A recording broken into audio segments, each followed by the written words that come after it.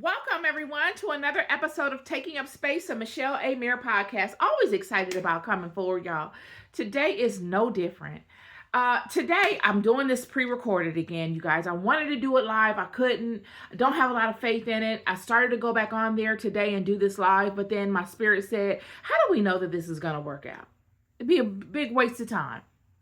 And I just can't. So I received notification from TikTok regarding it. It was just a general notification, no real answers as to where the content went. So it's just not allowing me, all the activity surrounding this regarding TikTok is not allowing me the faith that I need to just go live on TikTok again with what I have. Because I view what I have as very valuable. It's just too valuable to just be taken. So we're going to go ahead on and pre-record and upload. Today I'm going to be speaking to finding the golden lining in what you're doing, and how when you find the golden lining, the purpose of what you're doing, you don't care what it looks like to anyone. You don't care if it looks a certain way to anyone because you can't explain it.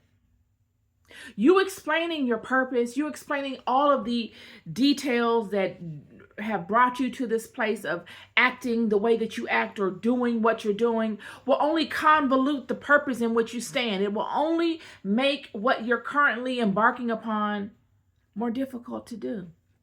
So you keep it to yourself.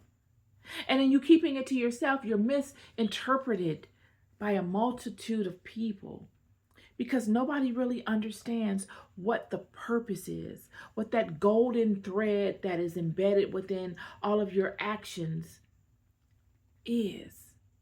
Had they known what that golden thread is, they could say, okay, I can understand now. I can see why this and that is happening, or I can see why they're doing this and that. But because you don't have the ability to convey that to them, maybe you yourself don't even know the fullness of what this thread is. You're just getting bits of it as you go to make sense of it. You have no way of telling anyone. We're going to speak to this. Chapter 25 of the book of Genesis, verse 21 through verses 23. And Isaac entreated the Lord for his wife because she was barren. And the Lord was entreated of him, and Rebekah, his wife, conceived.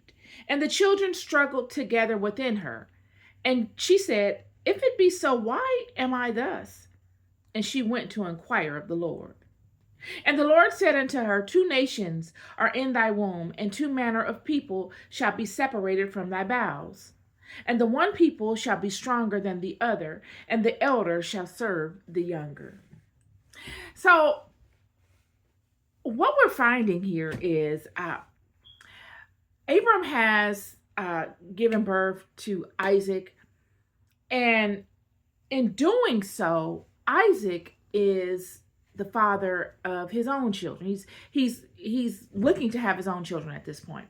So Abram has given birth to Isaac, and Isaac is doing his own thing. He's embarking upon his own walk with God, and God has blessed Isaac. God has blessed Isaac the same way that God blessed Abram. He said, I'm going to bless your seed. You're going to multiply your seed. You're going to be prosperous. You're going to be abundant.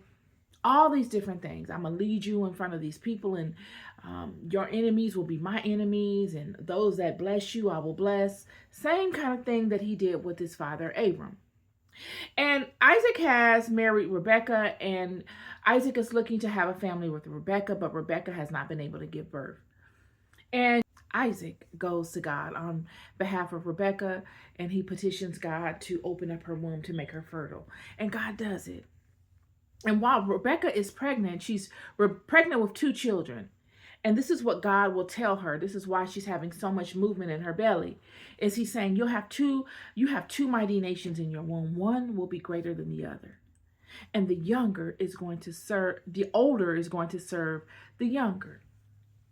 Now, when Rebekah gets this word from God, it does not say that Rebekah entreated Isaac to go upon God and petition God to find out why she's having so much movement in her belly. It doesn't say that. It says that Rebekah went upon herself in prayer to God, and God gave Rebekah this word exclusively. And it does not say in the Bible that Rebekah shared this testimony or this truth with Isaac. So it's fair to say, from what the Bible is conveying, that Rebekah alone knows this word that she got from God. And she gives birth, and after she gives birth, the babies, directly after giving birth, show a physical manifestation of this word that God has given Rebekah. Yet nobody knows it but Rebekah. And it comes in the form of verse 26. And after that, he came his brother out, and his hand took hold on Esau's heel. And his name was called Jacob. And Isaac was 80 years old when she bare them. She bare them. So now one could look upon this that has an understanding of the word that God gave Rebekah, and through wisdom be able to interpret what is being shown in the physical by way of these babies. These babies are showing that this word that God has given Rebekah is true by way of Jacob grabbing hold to Esau's heel. And through wisdom, as I said, Rebekah would be able to discern this, yet nobody else would know. And then chapter 26 says, and Isaac loved Esau because he did eat of his venison, but Rebekah loved Jacob. And I'm sure Rebekah and Isaac love both of their children. When the Bible conveys love, I think they're speaking to favoritism. Like one parent shows more attention to another child than the other parent. This may have been the dynamic going on here. Rebekah loves Jacob because Rebekah knows something. She's showing more attention to Jacob because she knows that God has given her a word. But Isaac doesn't know this word. Isaac loves and shows favoritism to Esau because by default, Esau is supposed to be the next in line to take the crown that Isaac now wears. Yet Rebekah knows something completely different that Isaac doesn't know. And if Rebekah speaks this to Isaac or anyone else prematurely, it only complicates this. And then if Rebekah speaks this prematurely, she herself is wrestling with the truth of this. She knows God has given her a word, but she's like, this is so heretical. This is absolutely heretical. No one has ever done this before. To have the younger child usurp the older and have the older serve the younger. She herself can't believe that this could possibly come about. And she's going about life looking for the manifestation of it, not to stop it, but to observe how it will come about. And what we find is directly after Rebekah and Isaac both give birth to Esau and Jacob, they grow, and I'm sure they're observing through their actions how they're trending in their growth. They observe two distinctly different type of people. And not to get so deeply into that, because I'm going to go further into that on another day. But what we find is that Rebekah will get to a point where the word that God gave her will become actualized, and it will be totally contingent upon her making an executive decision. And in her making this executive decision, she will be misunderstood by people, by everyone. No one would know what Rebekah knew. And Rebekah would not even really fully know it. How many of us in our lives have gotten a word from God early in our walk? So outrageous that we don't believe that it's going to come about exactly as God has spoken to us. So we look for little details and little nuggets of it along our path as if God gave it to us in a riddle, and that it's not going to come about exactly as that, but it'll come about in another fashion, somewhat like a dream. You know what I mean? Like when Rebekah has gotten a word from God, it doesn't say that God gave Rebekah this word in a dream. It doesn't say how God gave Rebekah this dream. It just says that Rebekah inquired of God. It doesn't say how she inquired. It says that she proactively went to God to get a word, and she received it. All it gives us is the word that God gave her. And so if we put ourselves in Rebekah's shoes, if we were to get a word from God, if we petition God through prayer, and we put it on our altar of God and gave it to God in the form of prayer, and then God responds with a word speaking directly to it, do we take that word verbatim? Do we take that word as it was related to us in the fullness of in which it was related? And do we expect to see that exact thing come about? Or are we flexible with the way that we expect God to allow this thing to come about? I'm here to say that we're open to it all a lot of times, you guys, because it's not our job to dictate how God shows a thing in our lives. God moves in strangeness, y'all. God moves in chaos a lot of times. And in order to be able to discern the movements of God, we must have the wisdom to know when to capture the opportunity.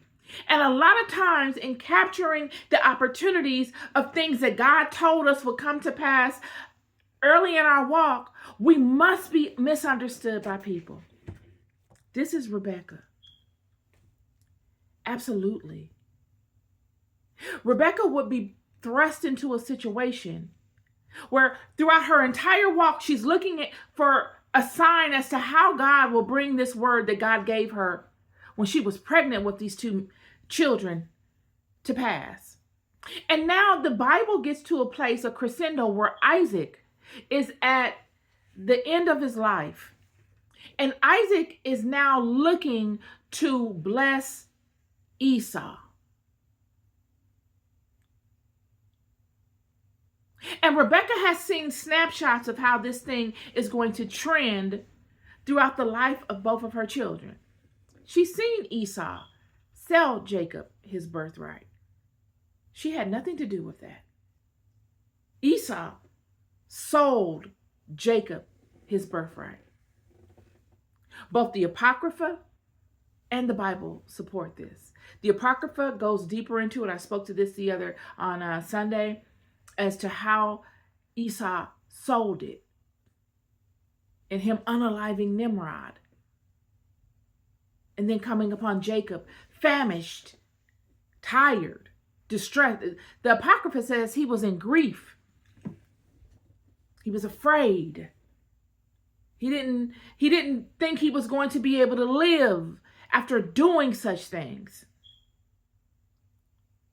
And it wasn't that Esau did it. What Esau did showed he stood in the authority of that which he was created. Esau was a hunter, just like Nimrod was. He showed strength and might, but he showed strength and might for the wrong reasons. He showed strength and might in the wrong spirit. I'm here to tell you, they call it intention today. It is the spirit in which you do a thing that matters the most. Intention is spirit. It is the spirit in which you go about a thing that makes the world of difference. And for Esau, he chose the wrong spirit. And because he chose the wrong spirit, he could not activate the skins. He could not activate the power to allow him to contend so that he would not be fearful. And in him being fearful, he runs to his brother Jacob. And because of fear, he says, take the birthright. I don't want it. They're going to come looking for me. because of it. Take it. And Jacob, being an opportunist, he sees the wisdom in what looks like chaos and what looks like an impossible thing. And he takes the opportunity and he buys Esau's birthright. But that would not be enough. The birthright is great, thank you. But it's nothing without the blessing of Isaac. And Rebekah would learn of these things. And she would say, okay, I love both of my children, but I love God. And I got a word. God told me that Jacob would be king over Esau, and Esau would serve Jacob. And this is God's creation. I can't overtake God. God created me. We had to go and ask God so I could have these children. So when Isaac says, bring Esau so I can bless him, and Rebekah overhears it, she knows that she overhears it for a purpose. She just wasn't there to hear that by chance. Because all these little things have lined up in purpose. None of this has lined up by chance. So chance is out of the picture. It's not a chance situation. This is purpose. And she immediately acts. And the way she acts is heretical. Anyone listening to this story without knowing the fullness of it would judge Rebekah. Would say Rebekah was pitting her children against one another. Would say Rebekah was selfish and she wanted Jacob because she wanted Jacob to be in that role because she loved Jacob more than she loved her other son. She's showing favoritism. But the truth of the matter is that Rebekah knew something that none of these other people knew. And how many of us are walking the paths of life with the same type of thing expanding itself? How many of us have had an experience with God early in our walk that we ourselves have tucked in the memory of our subconscious mind because it was so audacious? We're like, I don't know how that's going to happen. And then we go about life and we're seeing little nuggets and glimpses of it here and there. But it's so audacious and so broad. It seems so complicated that to make come to pass because it takes so many different moving parts to come together. So many stars have to align for it to come together that it just seems impossible. This is Rebekah. The fact that Esau would sell Jacob his birthright, in doing so, in getting to that crescendo of him getting to the point of selling Jacob the birthright, he would have unalived Nimrod, which fulfilled a word Abram had gotten.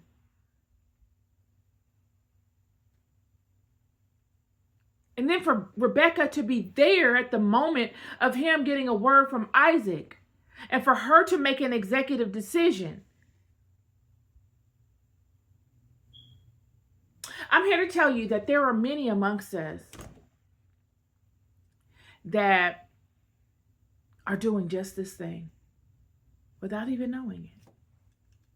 A lot of times we can view the different situations and the players and the people in our lives in a particular vantage point because they are in a Rebekah type of scenario. They may know something that we don't know. They may have gotten a word from God that we don't know about. And they're moving in ways that look ridiculous or auspicious or even suspicious to us. We don't know how to interpret it. And anytime we interpret something that we don't really understand, we default to the negative. We put up protective barriers against it. When in reality, it's all working towards the greater good of what God has established. I uploaded something today on my social media apps, Instagram and TikTok, and it was about how I encourage all of us to begin to be thankful and look at our lives and the storms of our lives and the changes that have occurred in our lives in a new light. We are in a time where there's tremendous opportunity. Yet many of us are holding on to some of the same old mindsets because they served us in the past seasons of our lives. But when God comes and moves, friend, God comes and moves. He doesn't move. He does not always move in niceties and in subtleties. A lot of times God moves in the strangest ways. God moves through strangeness. God moves through chaos, friend.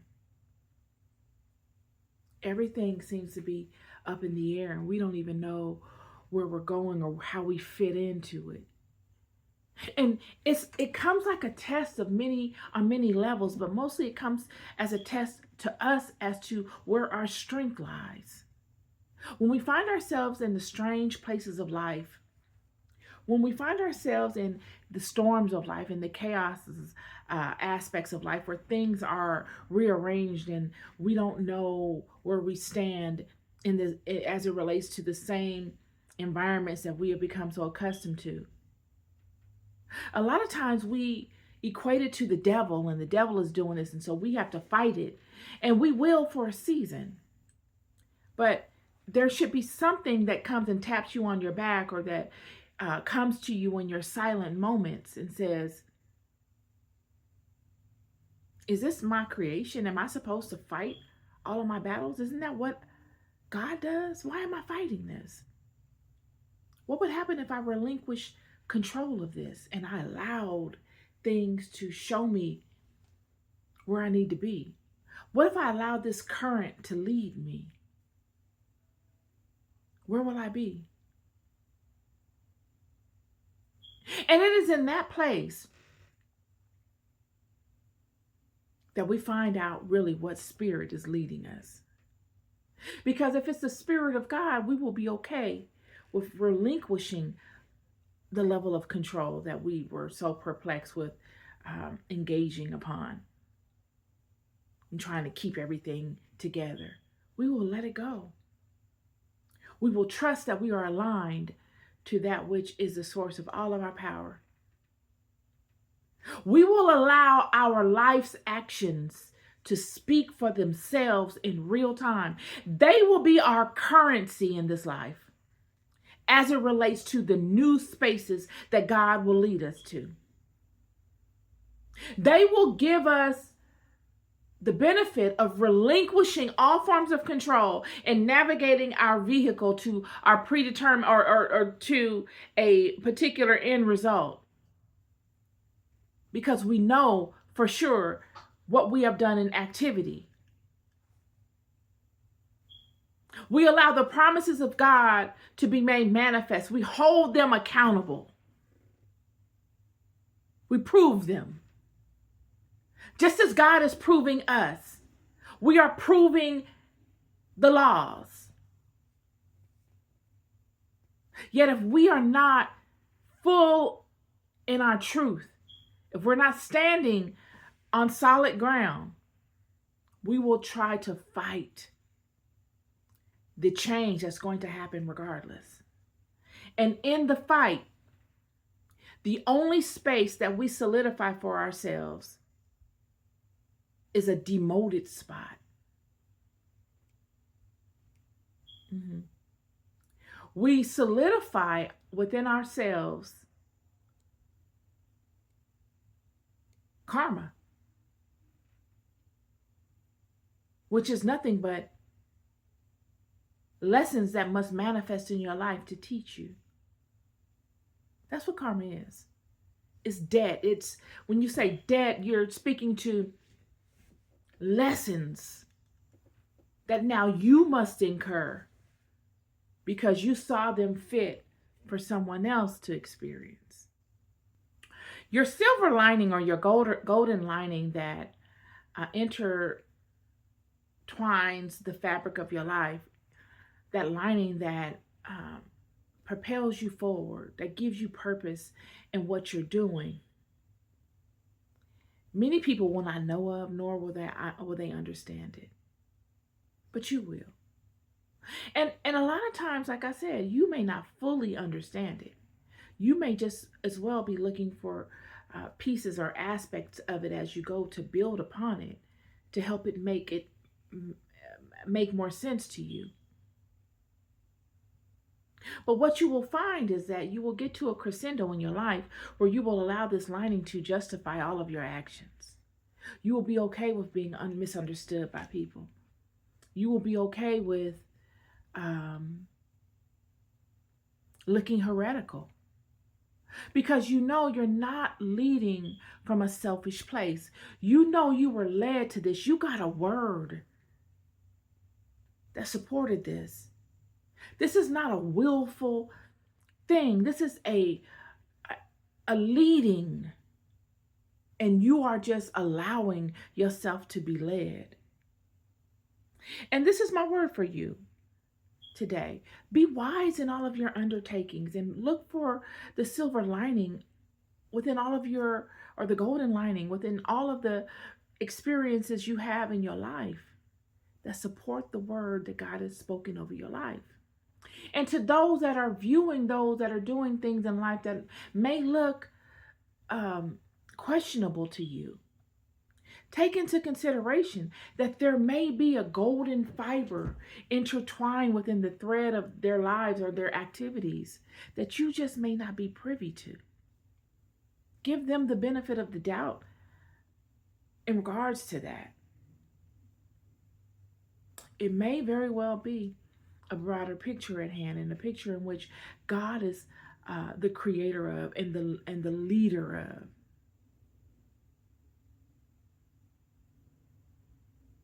This is my word for you today. Very short and sweet. Very short and sweet.